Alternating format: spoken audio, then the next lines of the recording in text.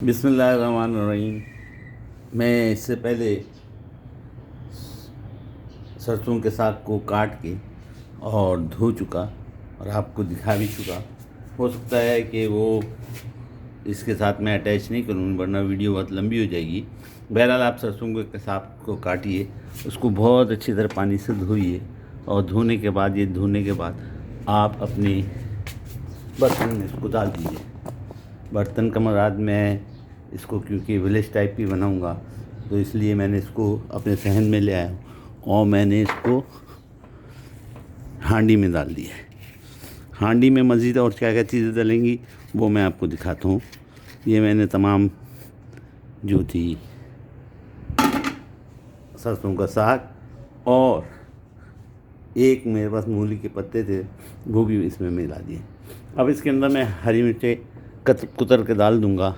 हरी मिर्चें कुतरने का तरीका मेरा अपना है। मैं कैंची इस्तेमाल करता हूँ और ये मैंने हरी मिर्चें आपके सामने कुतर के 4 हरी मिर्चें मैंने कुतर दूँगा। ये 4 हरी मिर्चें कुतर दी, 2 कुतर दी और 2 और मज़ीद 4 हरी मिर्चें कुतर के डाल दूँगा। ये जनाब मेरे काम इंस्टेंटली होते हैं, तेज़ी से होते हैं। मेरी कैंची दूसरी मिल नहीं रही थी तो मैंने ये इस्तेमाल की। बहरहाल ये मेरी किचन की कैंची नहीं है, बहरहाल ये इस्तेमाल की, मैंने डाल दी। अब इसमें मैंने 1 चम्मच अदरक लहसुन का पेस्ट जो मेरा बनाया हुआ है घर का। लहसुन हमें से चाहिए होगा, अदरक नहीं भी डालेंगे तो इसमें चल जाएगा। तो हम इसको मैंने एक थैली में आधी लहसुन का गांठ डाली और मेरे हैमर से मैंने इसको कुचला इजीली और बहुत आसान से। साफ भी हो गए और कुचल भी गए। ये मैंने इसके अंदर ऐड कर दिए। थैली जो मैं इस्तेमाल कर रहा हूँ ये मेरे ऑयल की थैली ये बड़ी मज़बूत होती है। तो इसके अंदर मैंने ये तमाम लहसुन को तकरीबन डाल दिया। जो ऑयल मैं यूज़ करूँगा वो ये है कनोला का जैतून प्लस ऑयल है, जैतून का तेल समझिए, वो मैंने डाल दिया।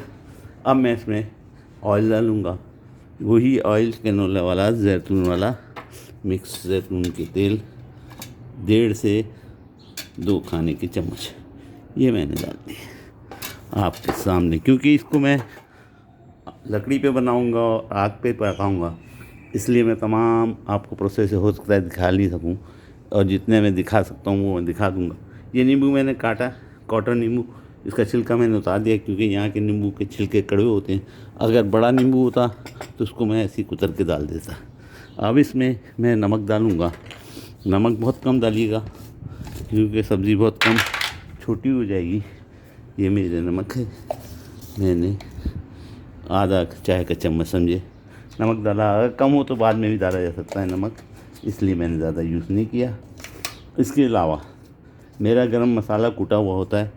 गरम मसाले में दालचीनी, तेज़पात, स्टार और आपके इलायचियाँ, लौंगे, साबित धनिया, साबित ज़ीरा, ये मैंने 1 चम्मच चाय का, छोटा वाला चम्मच, बहुत छोटा है, इसमें जितना कम डालेंगे उतना ही अच्छा है। ये भी मैंने इसमें डाल दिया। अब गालिबन तमाम चीज़ें हमारी डल चुकी। अब मैं इसको ढकना लगा के चूल्हे पे ले जाऊंगा।